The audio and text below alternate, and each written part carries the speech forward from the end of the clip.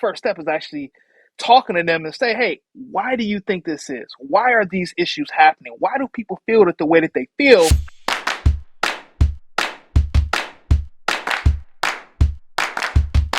What are some things that you do to make sure that you're able to really help them move past that?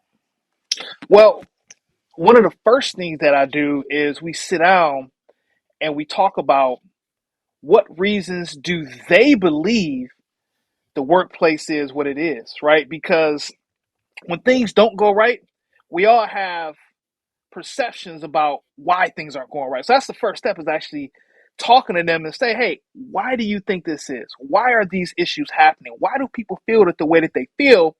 And then once you get that on paper about what they think, then it's time to actually go and talk to the workforce and get how they feel and why they feel the way that they do, right? I think it's important to gather communication and feedback from your workforce because that allows you as a leader to be able to shift through and figure out what's going on and being able to address it, right? And there are a lot of workers at organizations where they don't want to, obviously they don't want to get their name because they're thinking about retaliation and retribution and things like that.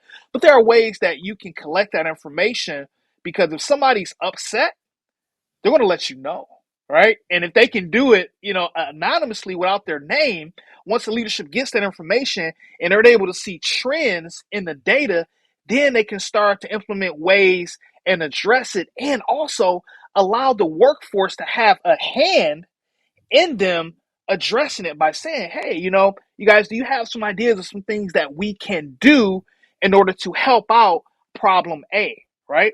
And people definitely have a lot of recommendations. Yeah, this is what I think. I want this. This would be better for me. And you can gather that data and based on policy and all those types of things, funding, whatever it might be, you can work to help to make things better. So finding out what the leaders think. As a leader, why do you think this is happening? Okay. And then going to the workforce, why are you feeling this way? Why is this happening? And then being able to get that data and then being able to work with the workforce and as a leader develop action plans in order to address what is the fallout? Why is the environment toxic? Why is there chaos in here? Thank you so much, Chris, for giving us those steps. I hope y'all taking some notes, right? Because I know some of y'all might be at some workplace environments, or you might be creating those environments, right? Like you might be an entrepreneur and a CEO, and maybe your team is not performing the way you want to. Sometimes that's because you're not being relational enough. So, Chris, let's talk about a little bit about balance because you a frat brother, you are a dad, you're a husband, you're an entrepreneur, you're an engineer. How do you hold it all? Like what are some key steps that you'll give folks around being able to balance all of the different roles that you might have in the world?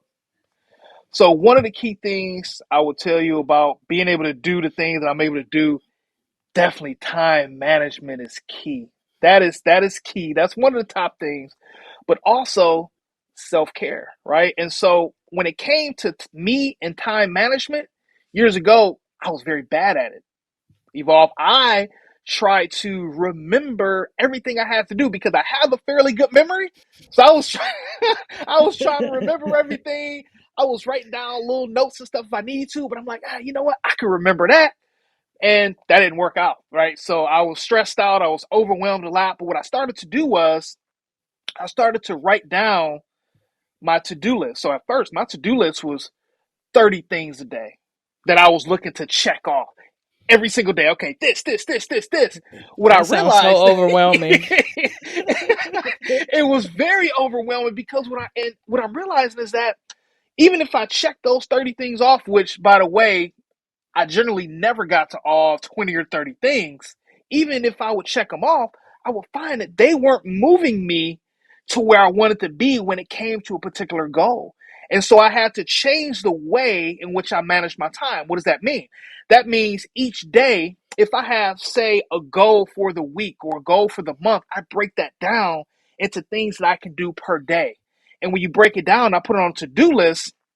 I had to put a time block to it because without a time block, then that one thing I'm working on, shoot, I might work 2, 3 hours on that thing, right? And so that got me off of my schedule a lot because I would put things down, but it was no time block. So put down the time block, and I use the Pomodoro method, right? So I'll put down something on my list. I might have just a total of 5 to 6 things maybe on my list, and I will work on each one of those things for 25 minutes. I will set a timer.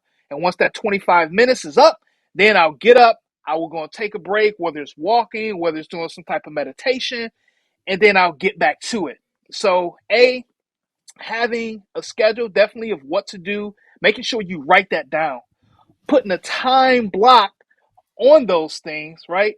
Getting in some self care in between those breaks, right? Those are a few key things that have helped me to be able to manage the things that I was doing, and make sure you set goals so you can definitely break them down and be able to manage your progress along the way as well.